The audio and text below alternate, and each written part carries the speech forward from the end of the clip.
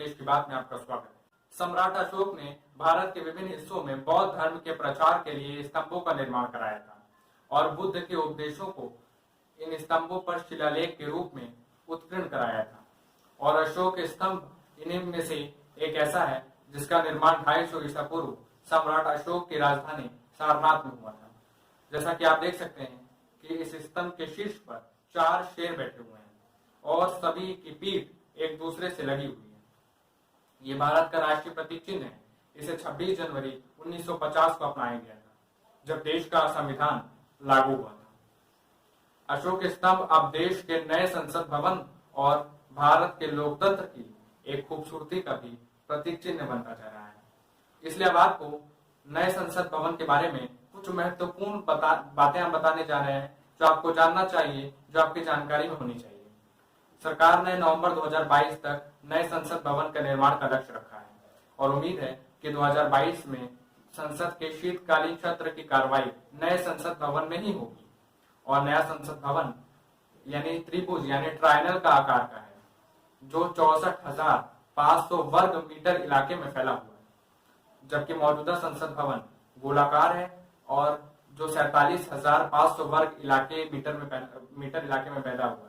नए संसद भवन में लोकसभा में 888 सदस्यों की बैठने की क्षमता यानी पहले से कई ज्यादा, जबकि मौजूदा लोकसभा 552 सदस्यों के बैठने में सक्षम है, यानी वहां पर 552 सदस्य बैठ सकते हैं। और इसी तरह नए संसद भवन में राज्यसभा में 384 सदस्य बैठ सकेंगे, जबकि मौजूदा राज्यसभा में 245 सीटें हैं, यानी सीटों में संख्या जो थी वो बढ़ाई गई।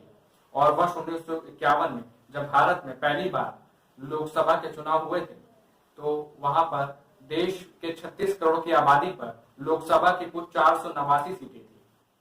इस हिसाब से एक सांसद औसतन 7.5 लाख लोगों का प्रतिनिधित्व करता था, लेकिन आज देश में 135 करोड़ की आबादी पर लोकसभा के सिर्फ 545 सीटें हैं और इस हिसाब से एक सांसद 25 लाख लोगों का प्रतिनिधित्व करता है, यानी ये संख्या बहुत ज्यादा बढ़ गई है। और ऐसा इसलिए भी हुआ क्योंकि वर्ष 1976 के बाद से देश में परिसीमन नहीं हुआ, यानी आबादी के हिसाब से लोकसभा की नई सीटें नहीं बनी, लेकिन वर्ष 2026 में ये काम शुरू हो सकता है। और नए संसद भवन को बनाने का एक अनुमानित खर्च 971 करोड़ रुपए है, जबकि मौजूदा संसद भवन को बनाने पर ब्रिटिश सरकार ने 83 लाख रुपए खर्च किए थे। अब जो ये संसद भवन है उसे बनाने का काम वर्ष 1921 में शुरू किया गया था और इसे सेंट्रल लेजिस्लेटिव असेंबली भी कहा जाता था। इस संसद भवन को बनाने में अंग्रेजी सरकार जो थी उस वक्त उसे 6 साल लग चुके थे, लेकिन नया संसद भवन 2 साल में बनकर ही तैयार हो जाएगा। नया संसद भवन नए भारत की जरूरत है, लेकिन दुर्भाग्य है कि हमारे देश के विपक्षी दलों ने इस पर भी राजनीति करना शुरू कर दी। और यही होता है कि जब भी इस देश में कुछ नया होता है और आने वाले कल को सुनहरा करने के लिए कुछ तब होता है, तब विपक्ष इस पर सियासत करता है।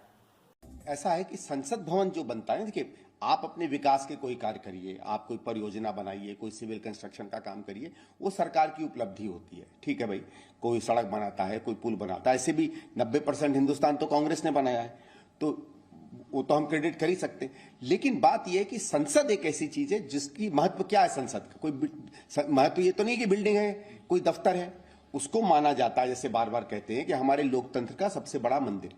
और लोकतंत्र भागीदारी से चलता है और लोकतंत्र खासकर संसदीय लोकतंत्र के सबसे बड़े भागीदार होते हैं जो सबसे बड़ी पार्टियां होती हैं। ये हमारी व्यवस्था है। और लोकतंत्र का जो मंदिर है वो ना पक्ष का होता है ना विपक्ष का होता है, वो पॉलिटिकल पार्टीज का होता है, राजनीतिक प्रोसेस में जुड़ने वाले लोगों का होता है, जो चुने जाते हैं वो होता है। कभी किसी की सरकार होती है, कभी किसी की होती है। इसलिए संसद भवन सबका होता है और ऐसे भवन में कोई भी अगर आप काम करें, सबको बुलाते तो एक अच्छा दिखता। बात तो ये है ना, मतलब आप इसमें मुझे लगता है कि एक तंगदिली दिखती है, वो नहीं दिखानी चाहिए। ये वही लोग हैं जिन्होंने 400 से ज्यादा स्कूल और स्कीमें और कई सारे भवन एक परिवार के नाम पर रखे, परंतु आज जब देश के नाम और देश के लोकतंत्र को इतना बड़ा एक राष्ट्रीय स्तंभ हमारा ये उसका लोकार्पण अनावरण किया जा रहा है, तो आज मुझे लगता है कि ये वही उस प्रकार की राजनीति कर रहे हैं जिस प्रकार की राजनीति उन्होंने भारत की सेना को लेकर, सर्जिकल स्ट्राइक को लेकर की थी, बालाकोट एयर स्ट्राइक को लेकर की थी, और यही राजनीति वैक्सीन को लेकर भी की थी। ये नकारात्मक राजनीति का फिर से एक दौर। संसद भवन नए भारत का प्रतिनिधित्व करेगा, लेकिन वर्तमान संसद भवन का इतिहास भी अपने आप में कम दिलचस्प नहीं है। वर्तमान संसद भवन का उद्घाटन 18 जनवरी 1927 को हुआ था। इसकी वास्तुकला का काम सर हर्बर्ट बेकर को सौंपा गया था। हर्बर्ट बेकर चाहते थे कि संसद भवन के त्रिकोण आकार का हो और उसके हर कोण पर एक सदन और बीच में एक सेंट्रल हॉल बनाया जाए, लेकिन तब British architect sir Edwin Lutyens ने इसका विरोध किया था। उन्होंने अपने प्रस्ताव में इसे गोल आकार देने का सुझाव रखा था, जिसके बाद हर्बर्ट बेकर के सुझावों को नजरअंदाज करते हुए अंग्रेजों ने हर्बर्ट लुटियंस के प्रस्ताव को मान लिया। इसके अलावा नए संसद भवन के अंदर संसद भवन के दीवारों पर हाथ से बनाए हुए कई तस्वीरें लगी हुई। ये तस्वीरें भारत के इतिहास में कई महत्वपूर्ण घटनाओं को दर्शाती हैं।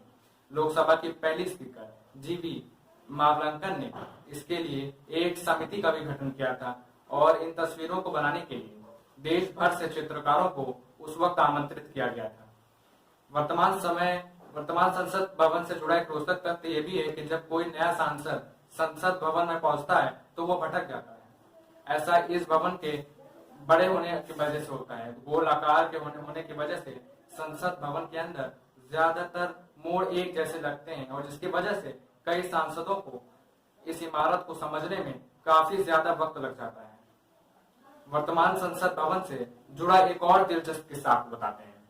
जब संसद भवन बनाना शुरू हुआ था, यानी उसके निर्माण की जब प्रक्रिया शुरू की जा रही थी, तो उसकी छत काफी ऊंची बनाई गई थी।